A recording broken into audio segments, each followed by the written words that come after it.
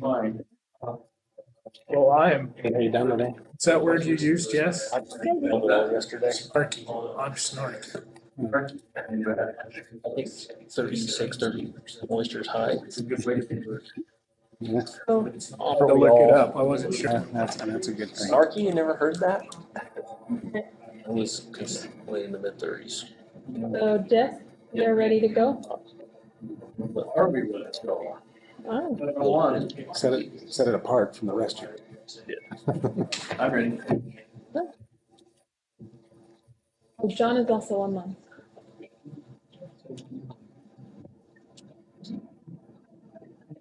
Let me know when we're live. We are live.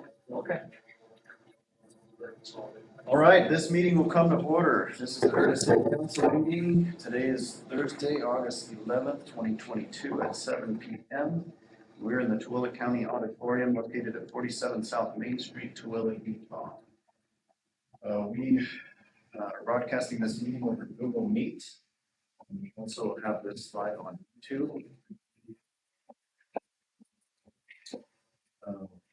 So a roll call. Terry Leonard. Here. Kel Martin. Here.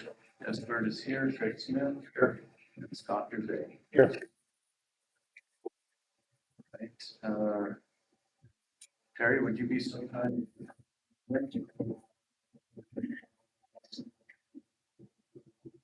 I pledge allegiance to the flag of the United States of America and to the republic for which it stands, one nation, indivisible, with liberty and justice for all.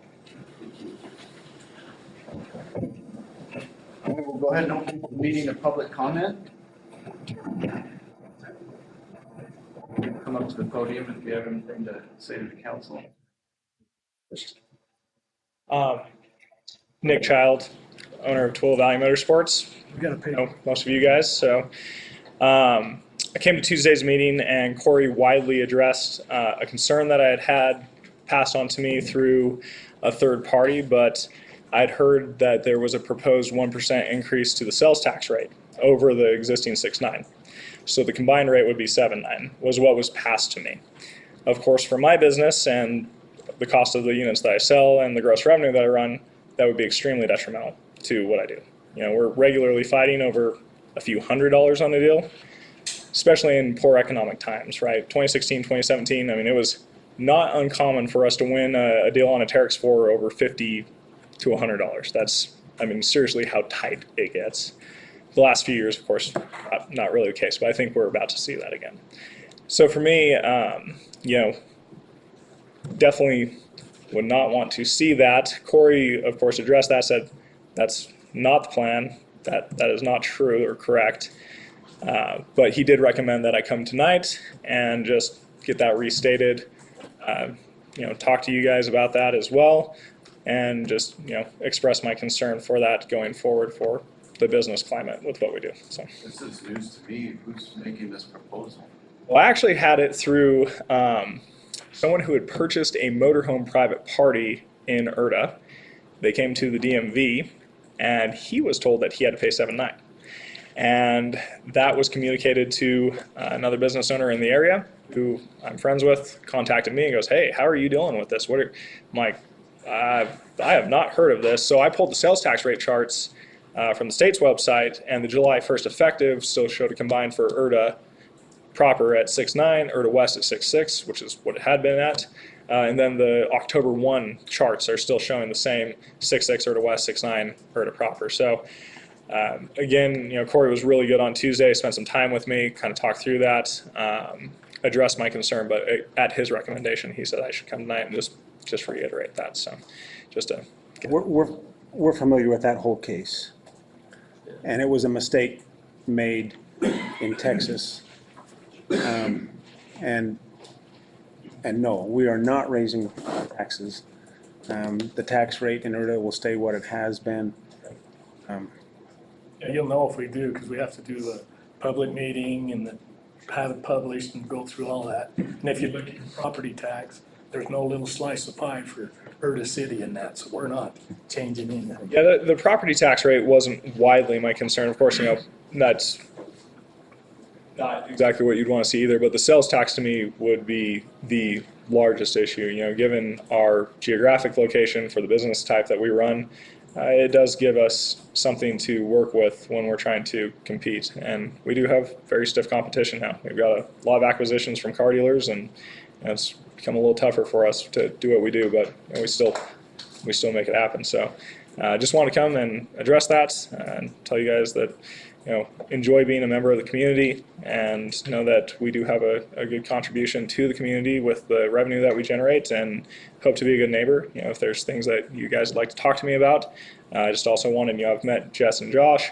but everyone else I'm, you know, not sure if we've formally met. So just wanted to come in, introduce myself. If there's anything that you need or would like to talk to me about, pretty much at the dealership most of the time. So please swing by.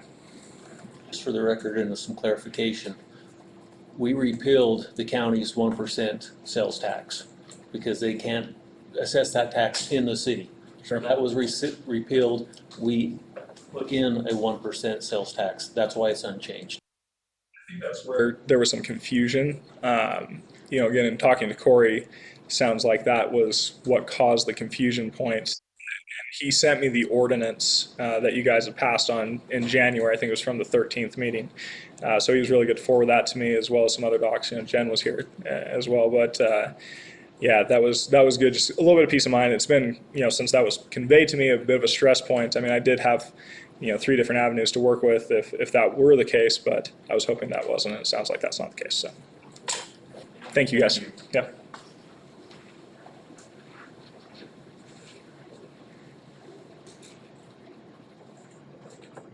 Anybody else like to address the body? Anybody with hands raised online?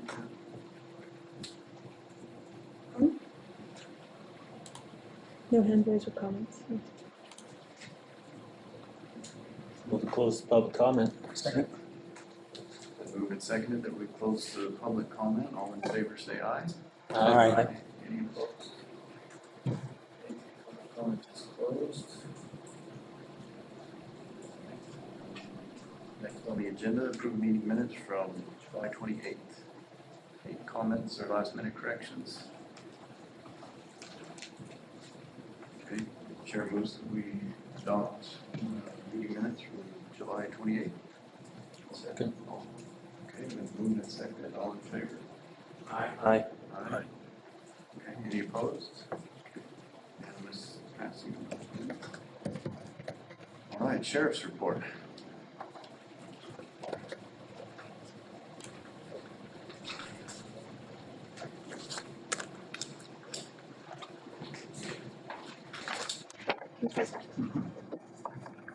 Thank you.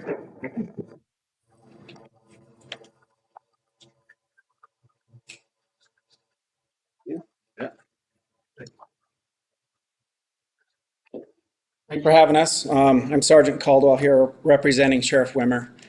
We like to get around to all the different city councils and just do an update on the previous month and what we've had and see how we can assist in any way. So here what we have in front of you guys is the July 2022 stats. Total details we took, which could be a call for service. Anything we get called to generates a detail. We took a total of 75 details in July. That resulted in 6 arrests.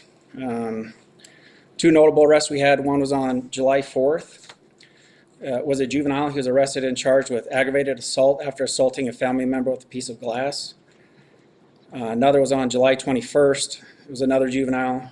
He was arrested for aggravated assault during an altercation with a family member. That juvenile was taken to juvenile detention in Salt Lake. There was a total of 6 arrests throughout the month. On top of those, we had a DUI arrest. Looks like we had another domestic, a vandalism. A juvenile was arrested for vandalism. And then a warrant service, which is where a judge puts out someone that skipped court, and the judge puts it out, and we end up coming in contact with them. So that's the total of 6. We issued 32 citations, and that could include a ticket or just a warning. Those all generate a citation number. There was 32 of those issued. And then one thing we want to bring to attention is there's been an uptick of vehicle burgs on Country Lane. And vehicle burglaries are typically a crime of opportunity. I've done this job a long time, and I've only seen a handful of times someone's actually broken a window and stolen something. So if you guys can remind everyone, and everyone here remind your neighbors, and just keep things locked up, keep valuables out of sight. Same thing with garages. You'd be surprised how often we drive around at night and garage doors are left wide open and valuables sitting right there. So just remind everyone to try and remember to lock up and keep an eye on one another. That being said, any questions for me or anything I can take back to the sheriff? Keep up the good work. Thank you very much. Thank you. Thank you. Thank you.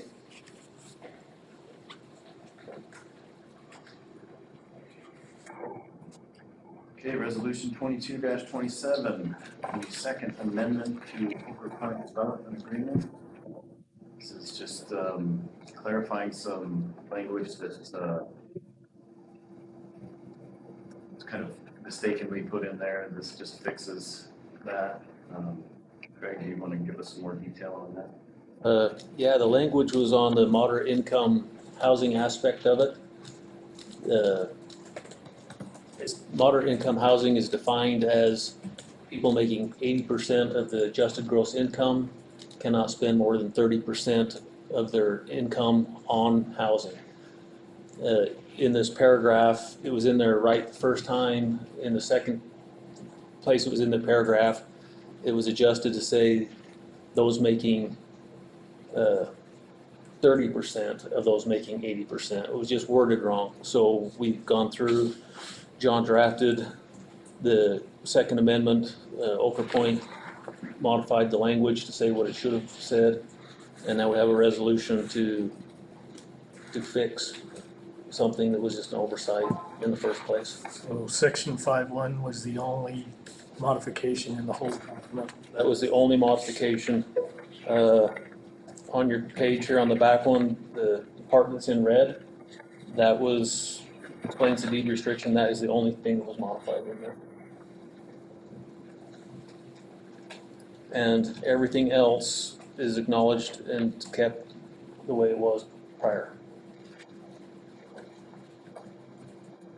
I'll go ahead and read what's in red. So the deed restriction will be recorded against these equivalent residential units indicating that they have been designed as moderate income units, and that they cannot be rented or sold or purchased or rented by any persons that makes more than 80% of the AMI.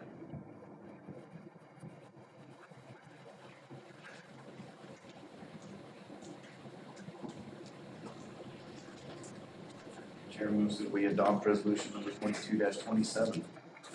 Second. Moved and seconded. Is there any further discussion? Roll call vote. Don? Yes. Craig? Yes. Yes, votes yes. Dale? Yep. And Terry? Yes. Okay, unanimous.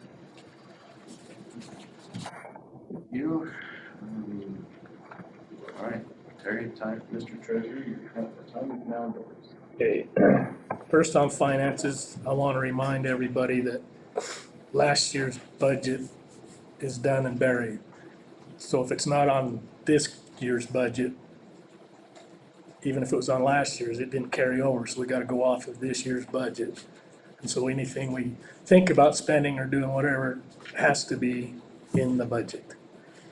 With that being said, we also need to, as far as finances, we've got the fire station, but we don't have a desk, we don't have any file cabinet, we don't have the office equipment to even start standing it up. So that's something we need to get busy, get going. I don't know if we need to assign somebody to do that or how we want to do that.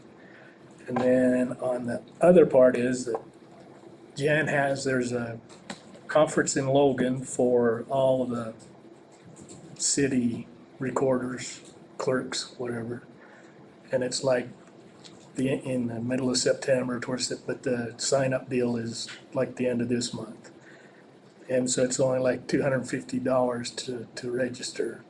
And so I recommend that we go ahead and send her to that, and then we can take the funds out of the, if everybody approves, out of the committee discretion fund, the council discretion fund. I think that's a good investment for us.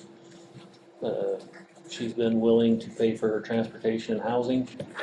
The least we can do is pay for the conference and pay her wages while she's there. Well said. I guess we got 3, so we don't have to worry about that. So. Okay, now we'll move to the treasury report. I wrote 3 checks. One was for legal services for $5,000. One was for accounting services for $750, and one is the clerk's salary for $626.82, bringing a total of $6,376.82 came out of the checking. And then credit card, I also paid the credit card bill for $304.83. I deposited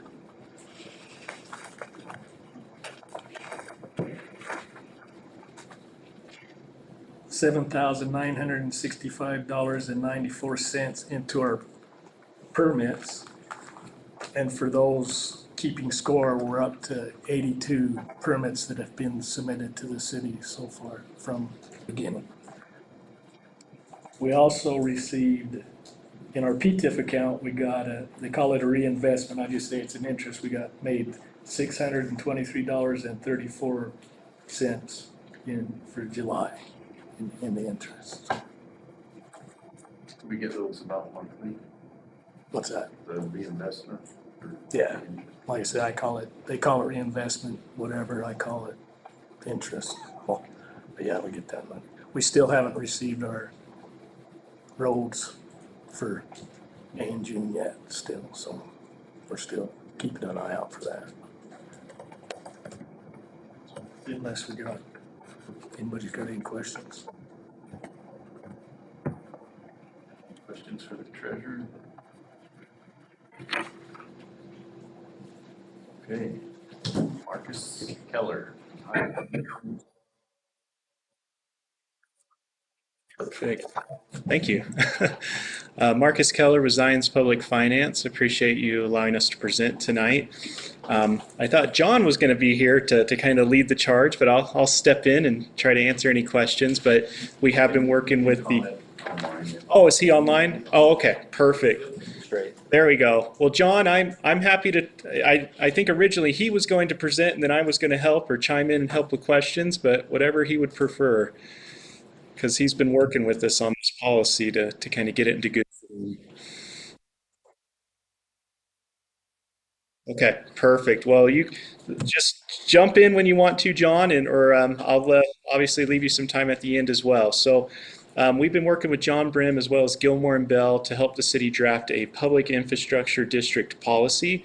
So just to clarify, this doesn't commit you to doing any kind of PIDs. It's just a policy so that if anybody is interested in looking at doing a PID within your boundaries, that they can kind of see this and decide whether or not it fits what, potentially they want to do as well.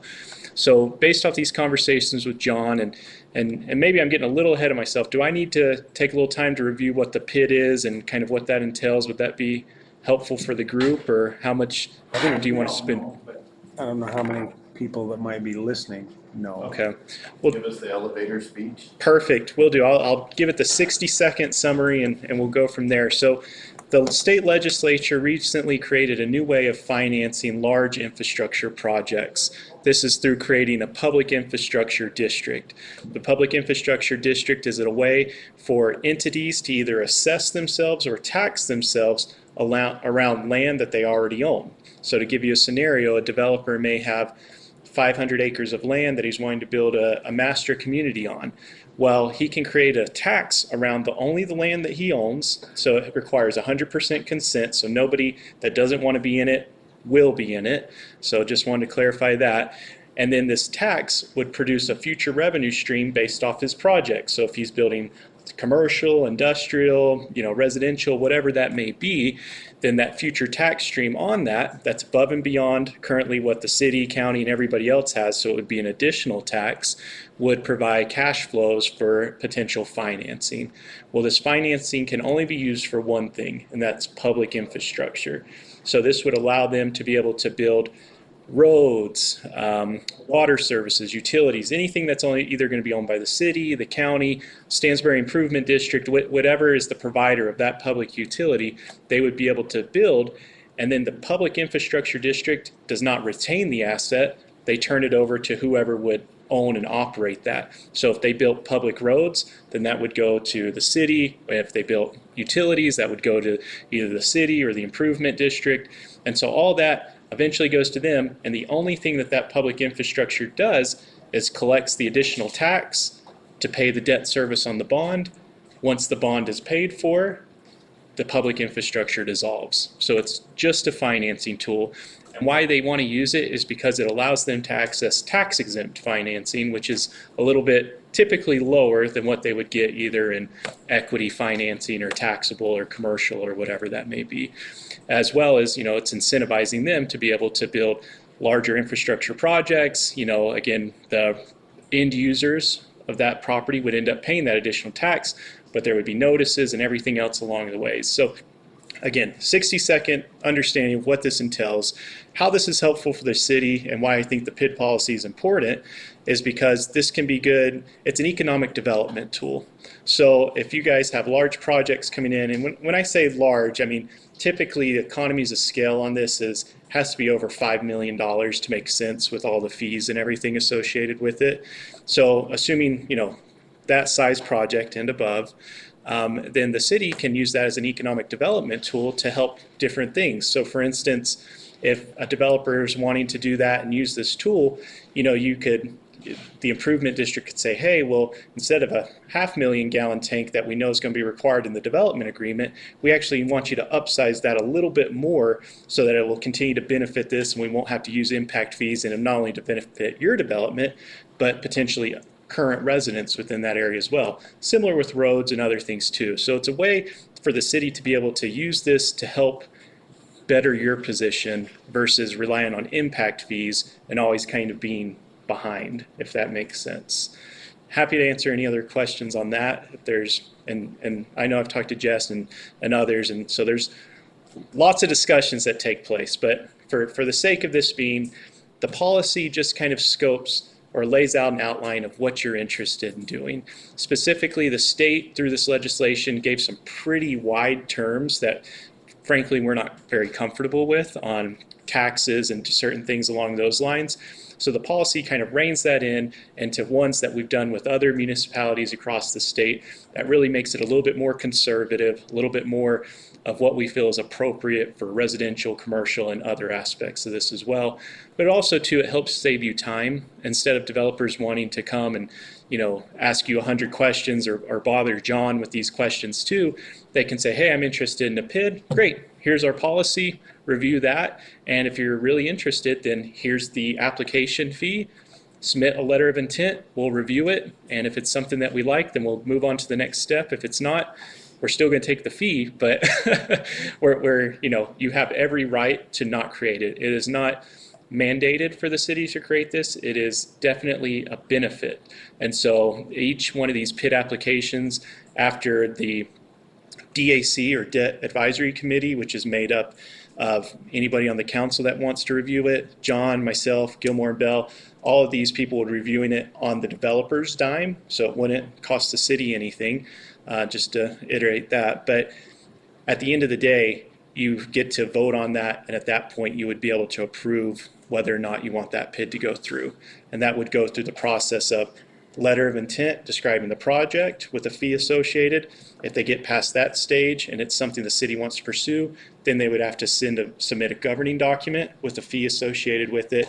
And once the governing document matches up with the development agreement, it's reviewed by John. Obviously, everything's kind of fit so that we're comfortable with it as advisor, make sure they're not borrowing, trying to do inappropriate tax levies. Basically, what they're promising is ingrained in that governing document. Then once you adopt that, that's kind of the sandbox or the parameters that that developer would work in. And so that's why it's so important, because as soon as you adopt that governing document, they have free reign to do whatever they want within the terms that you set. And so it's important to have a policy, I think, to make sure we're setting those terms stringent enough that it doesn't give them any wiggle room, but it's specifically what they're expressing to you and what you're planning to receive. And we've seen a lot of these just from experience too, from 2 years ago when these started. We've seen some ways that developers have gotten a little bit crafty, a way that they've been able to kind of just, we've learned. And so I think we're in a good spot now. John's reviewed this policy. We feel like it's appropriate. It does provide flexibility for certain kinds of tax, even though you may not want a tax on there. It just kind of provides that, so, because we feel like this is a policy that you can have for 30 years versus, maybe just, specifically to what your feelings are today. So that way it gives you a lot of leeway. So as the council changes, they can submit, and then you can obviously downsize that or give them feedback to adjust it accordingly. We feel like it's a good first step for the city. We know there's potentially one applicant that's maybe looking, but anyone we've ever talked to, we always say you need to hold off until the city's ready. And so I think this policy allows you to be prepared for when they do submit it.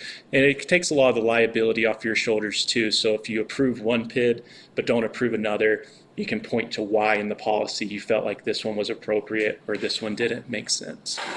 Who is it that you work for again? Science Public Finance. Yep. So, yes, sir. My understanding is that these can be paid for two ways, either by tax levy or by impact fees. So impact fees is a little bit different, but typically what we've seen is a tax levy or a fee-based levy, so basically an assessment lien on their own property. So they can go in and assess their own property to generate that revenue, and then that assessment, based off the board's discretion, can either be passed on and paid off by the homeowner at some point in time, or you can limit to how that is transferred, as I think we've talked to you about as well. So it does give them some different things, but also too, a lot of this can be negotiated because you can't double tax them. So you can't say, well, we're going to require you to build this utility, but we're also going to charge you an impact fee. Typically, you can't get both sides of the coin, if that makes sense. So if they're building it, you can't charge them the impact fee, but that's something that you can use as a negotiating tactic to help them, lower that cost burden as well, or to incentivize them to kind of do how you want it to be. But you're right, the financing or the security for these bonds that are typically issued through the PID, because that is one thing I want to point out, is if the PID issues debt, this is not an obligation of the city, nor is it a debt of the city. It's strictly on the PID and a responsibility of them. It wouldn't affect your credit ratings or anything like that. So if for some reason it defaulted, the city's held harmless. So that's, I think, an important thing to note too. But you're right, there's a few different ways to do it, but the biggest ones we've seen is the PID will either issue limited general obligation bonds through that mill levy if they receive taxing authority, or they could issue special assessment bonds if they receive the authority to be able to assess that land and then use that as their revenue source. But those are kind of the different methodologies we've seen. Yeah, I'm not sure that that's entirely clear to me. My understanding is a developer comes in, puts in their development, gets the infrastructure in place, and then starts selling properties. Correct. My understanding is that PID could be paid back out of an impact fee when they sell that property. Is that not? It can. So you can negotiate. So we've seen that, for instance, down in Hurricane, where we said, well, instead of charging you an impact fee or giving that impact fee credit to the developer, we're going to give that impact fee credit to the end user or the resident. So that could potentially be something that's negotiated. It gets a little bit complex. So, we can talk maybe offline on all the details of it, but it's a way that either the we don't really want to affect the housing price because that's going to be affected by the market, but we can make sure that incentive goes directly to the homeowner instead of the developer, so they could use that to offset a portion of their liability on the bond. So it's not an impact fee, it's an assessment fee that when the end user bought it, they would have to pay it and then it would go on their mortgage at that point in time, right? Either, so I think we're complicating a little bit, but you're right. So the main ones are special assessment fees and limited tax. So talking about the special assessment, just kind of separating the impact fee, because it's a whole nother kind of mechanism on how they would receive that credit, and we'd have to go into a little bit of analysis. But on the special assessment side, you're 100% right. So if you said, we're not going to give you taxing authority, but we'll allow you to issue special assessment bonds on your property, then let's say they issue $10 million of special assessment bonds and each property is assessed $15,000, then each one of those properties, that homeowner would be responsible for that $15,000 and could pay it off, or pay the debt service of their portion of the bond. So The mill levy loan would be, we call that one a limited. yeah, but a mill levy, if you were gonna compare the two, Yep. would actually be less money though. So it really just depends on the valuation and what the kind of the appetite is of the council. I think most developers want the mill levy for a couple different reasons. I think it incentivizes, it creates more revenue for the most part. It also is easier for them to pass that along to the end user. So if somebody wants a mill levy compared to a special assessment, they have to prove with a lot of proof. It's up to them to make that argument of why this is going to be beneficial to the resident or the end user that'll be paying that additional tax, why it's going to be beneficial to the city for allowing that to happen, and how that's going to be a regional or impactful piece of public infrastructure to that area. So So a mill levy is collected through a tax assessment, but it's not really a tax, it's just a repayment of a bond. And when the bond's paid off, it goes away, correct? yeah, it's a limited tax that you decide what the levy is. So if they came to you and said, we want to do this residential area and we need 4 mills of tax levy to do it, then that would be the limit. They could always do less, but they'd usually size their bond because they'd have to go to the market. So they'd have to show their pro forma schedules and everything else showing how much they think, based on their construction build out, the taxable values and everything else, how much of this 4 mills of tax increment generate over this project over a 30-year time period. And so that's how they would size the bond and kind of back into it. Yeah. Please, John.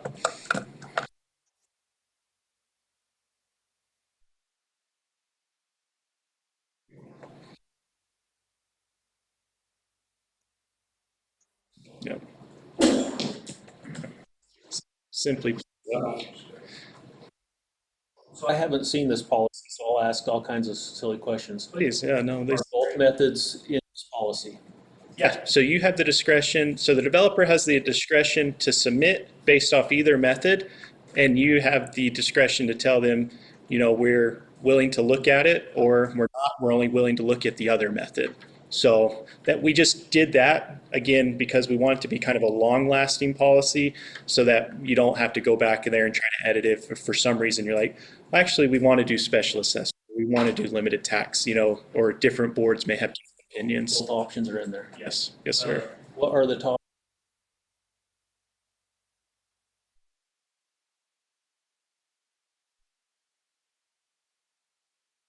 Right. What are the top end levies for residential and commercial in this policy? So currently, we have in this policy for commercial, we've set the mill levies. So, but just so you know, so state law allows for 15 mills on anything. For commercial, this is the typical language we've put in there. And I believe we put this in the final iteration, John, but 10 mill levies for commercial and 5 mill levies for residential as the max. Obviously, they would have to prove to you why they would need that much if that's something they want to consider. Or it's at the council's discretion if you want to lower that or change that, whatever you see fit. I think, John, remind me, I think we had a couple little blanks we wanted to go over with the council, potentially how much of a fee do you want to charge if they wanted to submit? Did we?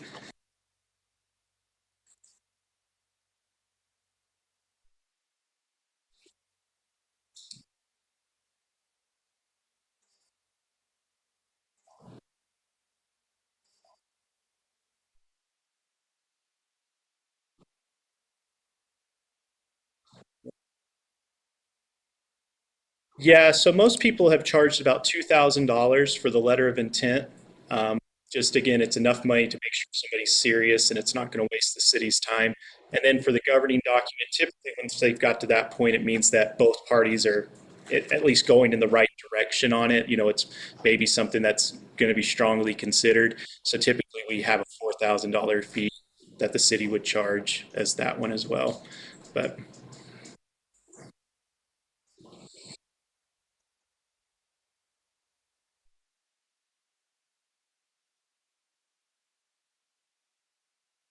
correct. Yeah. No pressure. We just wanted to present it to you, answer any questions, and these are great questions on it. So Yeah, I honestly haven't seen it, so I couldn't vote for it tonight. perfect. And Our policy so far has been to charge what we think our actual costs will be for permits and applications. $2,000 for an intent and 4,000 for an actual application. Are those in line with what our costs might actually be in doing? I'd say they're probably even a little bit less based off what we've done because typically, depending on the size of the project, you're going to be John's going to be spending a lot of time. We'll spend time on it too, but typically we don't charge unless it becomes excessive time. And then, but you're also going to city engineer. If there's other local governments involved, then you have Stansbury Improvement District and their feedback and everything. So I mean, it's a typical process from start to finish. From when a developer says, "Hey, I'm interested in this, I want to submit an LOI."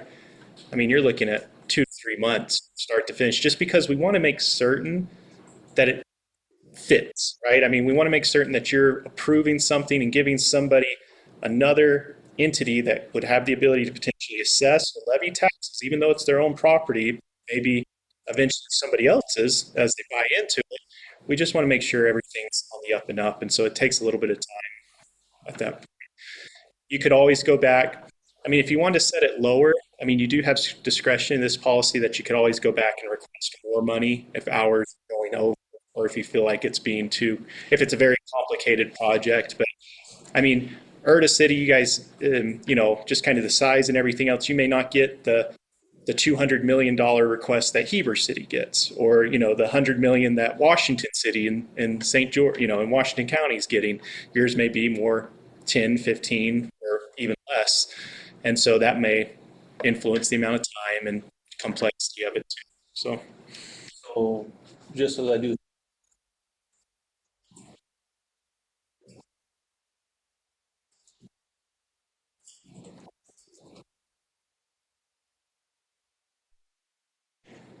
okay. That's not because it's coming to you, is it?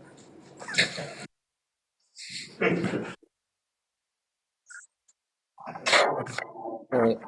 So just some quick, simple math. $750,000 home has a taxable value of about 500,000. A 5 mil levy, is that $250 a year? yeah, so 500,000 at what mill levy? Five. $2,500 That's annually. Manually. So it'd be every mill is 0.001. Taxation, public comment, and do all that type of, No, So the way raising taxes. it's not a tax. Well, the way that it works is somebody's basically consenting to you to say, I own all this property. So again, it requires 100% consent. So they're signing a waiver or a petition before you would even create this, saying, I'm granting you the authority to allow me to tax myself. So it has to be 100% consent. So that's why you don't have to do truth in taxation, but you do have to have a public hearing, and that would all be done once the governing document's in good form. And that's basically the last thing, the petition, the public hearing and everything else. That's all at the conclusion once you're voting to approve the governing document. I talked with Grantsville City, they've done 40, they love them. It's, that's one reason they're doing their big master plan, because they see this as a big benefit on that, I believe it's the western side where it's undeveloped. They see this as kind of their ability to allow for people that are going to basically cause the expense to their city for all the improvements that they'll need to be able to carry a heavier burden than residents that are already there. And so that's why they're doing a big master plan before they approve anything out there, because they actually want this to be a regional PID where multiple developers kind of come together to put in huge regional infrastructure, whether that's roads, water tanks, sewer lines, kind of the whole thing at once. And so that's, that's honestly what we've seen. I mean, there is a lot of benefit, I think, for particularly maybe some smaller projects, if it's going to help the city in some way or form, or allow you to get ahead of potential expenses or obligations on yourself that aren't necessarily dictated in the development agreement. But again, that's kind of the whole negotiation. Is it should benefit the city, and it should benefit the end user who will be paying that additional assessment or tax at the end of the day. And that's what they have to prove to us as part of their LOI and governing document. What's the real benefit? If they say it's just going to benefit the developer, then that's a PID I would say don't do. So it needs to benefit everyone involved. But yeah, please, John, if you want to circulate the most current draft, or we can kind of update it with some of the numbers that you've said, and we'll highlight them. So if you want to change the fees or anything, then maybe John can circulate it to the council, and happy to have another meeting to discuss or go from there.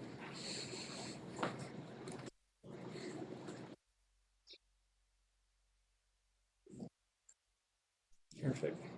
Any other questions, concerns? I know there's probably a lot of concerns, but hopefully I know we've had a few discussions. So I know one big thing is disclosure. And even though maybe certain disclosure requirements aren't listed in this PID policy, it doesn't prohibit you from requiring them in the governing document for that PID application. So you may want certain disclosures or more disclosure on a residential development than like a commercial property. So you can always have that ability to increase what you're requiring. So, but awesome. Well, thank you.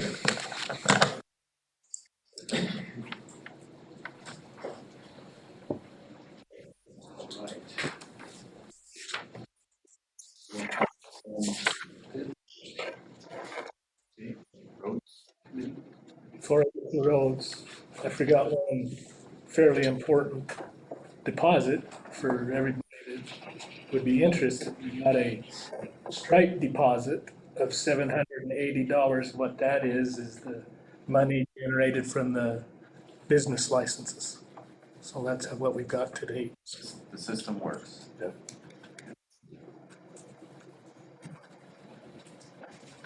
So you want to talk about roads? Yes. Terry and I went into the Department of I have a Transportation. question. We have a generic roads on our agenda. It's canceled on every agenda. It's been proposed by certain members of the council that we remove that and have the roads committee add it back on if they have something to say on the agenda. And I'm okay either way. So you let me know what you prefer. My feeling is it's a fluid thing until we get locked down into a long distance agreement or something like that. You I want just it on soon have every- it still. Yeah. If we don't have much to say, it won't take us long. Okay, all right, sorry to interrupt. So we went in and met with the Department of Transportation talking about the Mid-Valley Highway. And we tried every way we could to leverage the sentiment to keep it on Sheep Lane rather than putting a new freeway right up through the middle of Erda, next to Golden Garden and Palmer Road subdivision, right next to the airport. Creates another avenue through Erda, another pass through. They were very courteous to us, and I think they actually listened to what we had to say. But in the end, I think the cost is what's driving the avenue through the middle of Erda, right up past the airport. So we gave them our best argument, and I contacted several people in the community to have them make comments on the public website before the time was up. So I don't know how it turned out, but quite a few people made comments. And so they'll let us in the next how many months before they finish this assessment? March is the environmental process. It's the environmental assessment.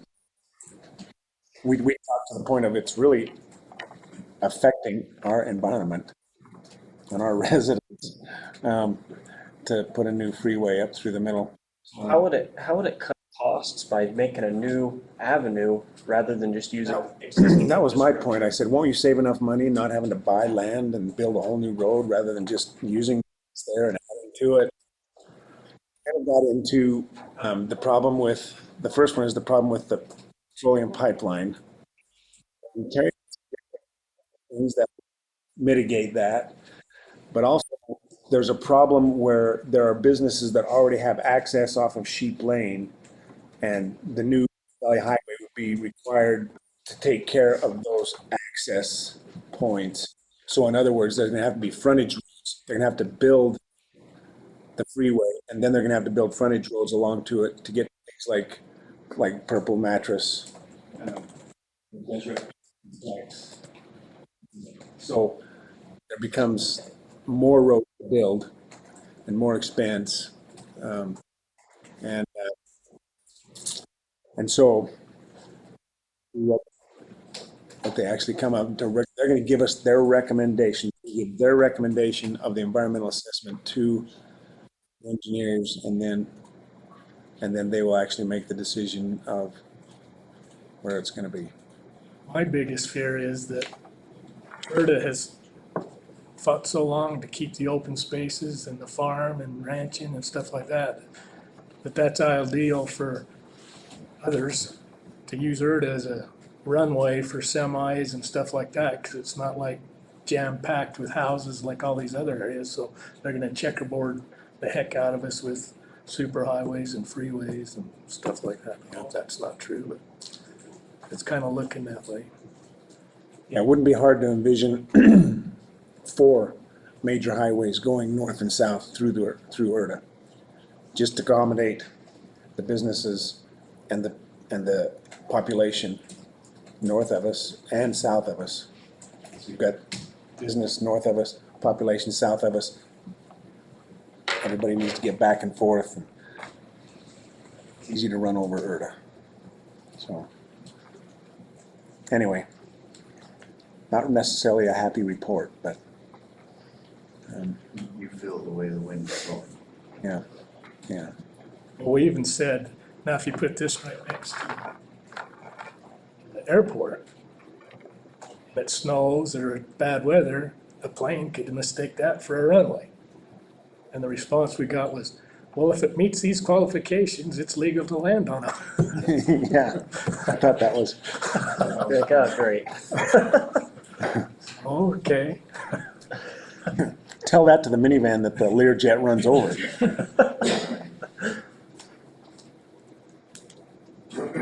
Okay, thank you. We put up a rudimentary copy of the website for you guys to look at. Any comments on that? Oh, look great. So far, it's a good start. Made some recommended changes and stuff. I have a question on that. How does someone get to that? I had someone call me and want to know how to get to that. We don't want anybody getting to it.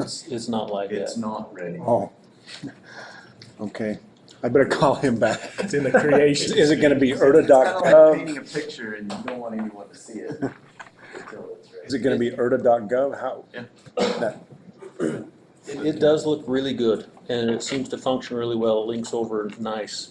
There's still a lot to add to it, though. It's as simple as can be. It's easy to They don't get navigate, any though. simpler than this. Yeah, we need to put links to our code and our land use ordinance there. We need to get links for our agendas and public notices on it. There's a few more items like that that need to be put on there, so that's actually user-friendly and has a value to us. What was the third thing you said? Agenda? Oh, yeah, all of our agendas go on there, our public notices. People want to see what it is we're voting on, we can have it on there before. We put it on the public notice website, often right now. Every time anything's added to that, it sends another email. You know, so Jen adds something, there's an email, she adds something else an hour later, or 10 minutes later, she's adding things, it just keeps sending emails. We have a system like that. Yeah, that's a system we have. If you subscribe. But if it's all there on that website, people can check it regularly, and we can simply put everything we're doing there, they can look at it in advance, so it's easier for them to comment. Also, I mean, planning and zoning, when there's some rezones coming, there's some subdivisions coming, all that information can be on a link at the website. Might need to put a financial deal in there too, and then I can post the monthly bank statements I and think stuff like that. posting our budget and everything like that. Yeah, most cities do that, they will put, their check register on there every month. And it makes it easy for people to track, and it's very open and transparent if it's there. How most cities, when they post their code on their website, go through, like, is it Muni code? I think is what it There's is. several companies that do that. I think John's put all this in a format that we could just put it on there, unless I'm mistaken, no? It's all hodgepodge of Word documents. So, update on that, Jen is up to chapter 17 of reformatting all those many Word documents into a searchable and complete bookmarked Google Doc. And so, good job, Jen. You said you could maybe have it done by tomorrow, but don't kill yourself. It's okay, it's a huge job. No, a lot of people have been really anxious to see this document. Not only is it a huge job, but we also have the municipal code to do the same thing with. So I think you're on land use code, right? Yeah, I'm on the land use code. I haven't even started it. I didn't. So I think what we need to do is right away, I need just a combined PDF of our entire municipal code, and a combined PDF of all our land use code, as they are in the Word documents. We'll post those on the website, and then give you some time to complete your work on that, which I will say the work is fantastic. I love what I'm seeing. Like I said, it'll be a searchable document with bookmark links on the left. You scroll to what code section you want to go to, you click on it, it goes there immediately. If you're searching for certain words, you can do that. I think every city should strive at least for that standard. So I Many of them don't. Well, and we need to get there. If we don't have our code posted 100% correct too, we're kind of opening ourselves up for trouble if someone doesn't follow a code. And it's like, well, I looked at the code and it's not there, it's not put on there correct or organized. Or I think if we don't have it on there and it's easy to navigate, easy to find, then we're opening ourselves up for trouble later on down the road when someone breaks a law. Then being able to get out of it by saying I couldn't find it on the website, you guys don't have to post it, that type of deal. So right now I've got 2 phone numbers. Fix. Have Jeff fix. We're gonna add agendas, treasurer report, and for right now, we're gonna do PDF version with land use code. One other I thing usually have those ready tomorrow. talked about is having the district, each one of us represents on the, Probably not a bad idea. Yeah. then if somebody's wondering, they Oh,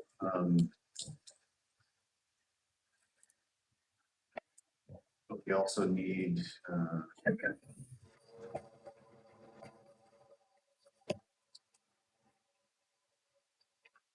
we do have a general plan and zoning map on there. This is the general plan I'm doing that, so. Fire department, planning commission, sheriff's office. Anything else? For now? We'll keep adding as we go. So we have the business links on there, right? Yeah, so I'm gonna click business licenses. And I have 2 links, apply for a business license, apply for an alcoholic beverage license. We will be having kennel licenses up and going hopefully here soon. Do you have a link for that yet? No, in talking with Craig, we need to adjust a few things on it because it's a little more involved. Use, right? And, well, it's commercial and you have to have a conditional use permit and a few other extra things just to get a kennel permit, according to our land use code. So it's gonna ask a couple of like gatekeeping questions in the beginning. Yeah, so it'll have that, and then we're working on I guess you could call it an informal complaint form where if they have a comment of someone is breaking code or different things like that, or they see things going on and they wanna let the city know, that will also be a link that we can put on there that they can use. I, for one, am not in favor of anonymous complaints to a city. Okay. I may be alone in this, but that's my policy. So if someone, So do they, something my that, question is, how would they submit a complaint if they would like to? How would you like that done? Call their district councilman Okay. or. Well, having a or- complaint sheet on there is fine. I think the but I complaint think- sheet is fine, Have but. a name so we can get back to Yeah, them. there has to be some way for us to contact them, some way to talk to them about what the complaint is. And if whoever they're complaining wants to go back and do a grammar request of who filed the complaint, they can. Because that's part of the public record. And So just nothing anonymous, but just a simple form that can then be sent on to whoever district they belong to, so you can contact them. Jen, in all your spare time, can you research and propose a complaint format? Starting with the name and address and phone number, and then. The complainer and then the whatever complaining. complaint looks like, yeah. Okay. are we paying her enough money no, to do all that? No, we're not. Can we pay her overtime or something? She's part-time, she's gotta be kinda careful She unless has she to wants stay to, under has to her go to hours. full-time. So if you want, you can pay me more per hour, She can pay her more. but I have to stay within my time frame. So you're only putting in so many hours. Yes. The story you're sticking with. That wasn't convincing. It's just hard to keep track of all the time, but I see. yes, I am staying within my hours. Just staying within the budget. Okay. Well, those were some very beneficial suggestions. Are there any more since we're on fire? Okay. I think that complaint form will probably end up in the form of an email. So, let's do that very last. Yeah, that's not the most my important question thing. would be who gets that? Chairman always gets that. If it's in an email, send it to me. And a round to it file. Yeah, I'll check on Easter and Thanksgiving. Okay, we'll probably do. Okay, what else? Moving on. It could use some artwork. We'll do that for revision number 2. Let's get it functional first. Okay. I'll ask Jeffrey how long it'll take him to put those things together, but, I think we're close.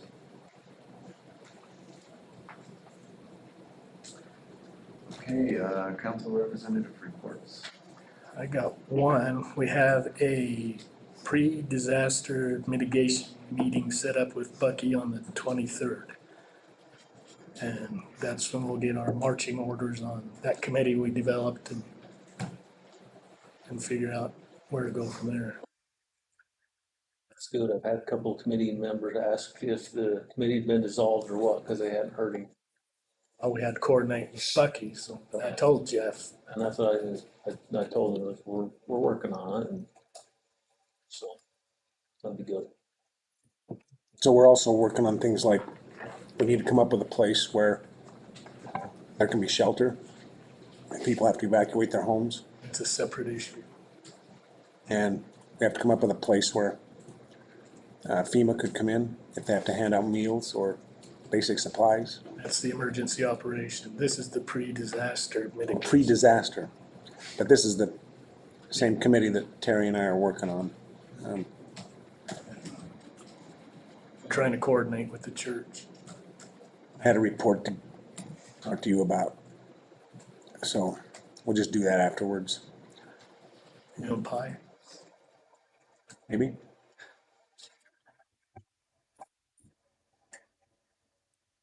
I have a couple of things to do. Please. So I was approached by some folks that live in the, what we call the old Clegg hay piece, the old Clegg 90. Those homes behind Holiday Oil. They wanted to know, what are the chances that they could be annexed into Erda? Disconnection. I told them I didn't think it was very good because they're considered part of Stansbury Park. Is that right? They live in my ward, they all think they're part of Erda. That was their comment. Was, Wait, hold on, so Stansbury Park is not incorporated yet. No, it's not. We could draw them into our.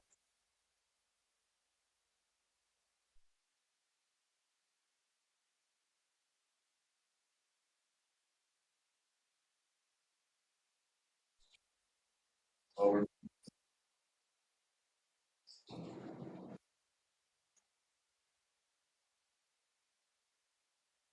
Yeah. If we're gonna take that. That's what I was gonna say. you would, Yeah. yeah, you would, but And was this a couple people in the neighborhood, or is this a majority of the neighborhood? You think? no, I would probably go back to these folks and say, make a few phone calls and see what the feeling is. Yeah. But I wasn't sure that was even possible if they're considered part of Stansbury Park Improvement District or, They are part of Stansbury Park Improvement District, but It can be separate. we have parts of Stansbury Park Improvement District in Erda already. And we're gonna have large chunks of Stansbury Park Improvement District in Erda. okay. Okay, It would take a large chunk of the population to do it, but the annexation policy and the associated map will most likely be here in front of us in 2 weeks. And if we want to amend the map to include that, that's in our power to do so. okay, I'll get back to them. The other thing is, how much do we charge people for building permits? Depends on what they're doing. Just building a house on property that they own. It goes off the IBC code. The fire department gets $500 they charge. And the fire department charges $500 fee in addition to ours. We have to collect it and then pay them. It's largely based off of the size of your house, how expensive it'll be, how many different times they'll have to be there to do inspections. But it's all based off the standard IBC code. So what are some of the figures that we've gotten, Terry? We have 80. 82. They're just submitted, they're not approved and all that stuff. Those aren't all new houses. If you want to do Yeah, a true. electrical upgrade or Change your have your windows out or in have your there. hot water heater changed, a lot of people will get a permit for that, or a water line to the fire station. Here's my response to when I get asked that question usually, and that is, the city should recoup 100% of its costs as far as the building process goes. Yeah, yeah. Otherwise, you're subsidizing the building. I agree with Tax. We also have to pay the state some out of that as well. So we should cover 100% of that, not 105, not 115. We should strive for 100%. We're gonna find out after a year when we do our true up, we're gonna find out where we're at. I agree with that. Accordingly. We still haven't got a bill from Ensign yet. That's gonna be for 2 months. But if we're too high, we really are too high, but we're still at 100% of our costs, it boils down to negotiating better rates with Ensign or getting a different company, which right now I think Ensign's doing a great job. So Yeah, So this dog has circled around and bit me in the butt. So my son and I are building a house on property that I own. It's a small house. It looks like the building permit's gonna cost $5,077. Does that seem, is that reasonable? Yes. I think my building permit, when I built 22 years ago, was nearly $7,000. One of the deposits, It's not a large house. one of the deposits I made today was for $4,900 and something for Was it? one of the building permits. Okay. It went from 95 to over 4,000. What do you think it would be in the county? Not that it matters, but I have no idea. I have no idea. Probably within a couple $100. That's why I'm asking. Yeah, because they bill off the IBC code too, same rate. The only change might be the actual permit fee, but we should be within $100 or $200 of the same what the county's charging. Okay. Good to know. when our revenue stream for that exceeds $300,000 or something like that, then we, as a city, probably need to look at getting our own building department. I think we'd have to be, maybe another Stansbury Park to hit that much. Like I said, if and when. Okay, that's all I wanted to discuss. Welcome to Erda. No, you're welcome to Erda. I was here when these people came. You was there when it wasn't cool. I like how you say that, though. The dog came back. We're done. Yeah, well, we're approving all these, what did you call those? The amounts, the figures, Fee schedule? all the fee schedule? You called it something just a second ago, like IBC. Oh, the IBC, yeah. Yeah, we're approving all those, and I'm thinking, why are we approving these? Because this is a lot of money. I'm having to pay this. Well, I mean, so you'll take a set of plans, the engineering department will go through those plans, look at them. But then they have an inspector come out and look at your footings, an inspector come out and look at your foundation, inspector looking at your framing, an inspector comes back for your electrical and your heating and air conditioning and Then he fails you and comes back. your roofing. I mean, there's a lot of trips Yeah. with those Yeah. inspectors. Sometimes they have to come 2 or 3 times. It certainly adds up. And then, like I say, the engineering review. Probably pretty high, according to this. So, all right. Since we're on general comments, I'd just say we're complaining about things. It's a 25% increase in property tax this year. That hurts. Yeah. It sucks. Nothing to do with us. Nothing to do with us, but yeah. If the city had done that, we'd be There'd burning be- at the there- stake right Yeah, there'd be people here with pitchforks tonight if we had done that. So, Any other general My comments? comment is, I just want to say thanks to Jess for accepting the chair job, because it's kind of a thankless job. And he's like the head of the spear. He gets a lot of the harassment and stuff before we do. So I want to thank you you're doing a good job. you know, I've had that thought myself. I do see a lot of harassment. And you know what? Some of it's well-founded. Some of it's not. Thank you. What else?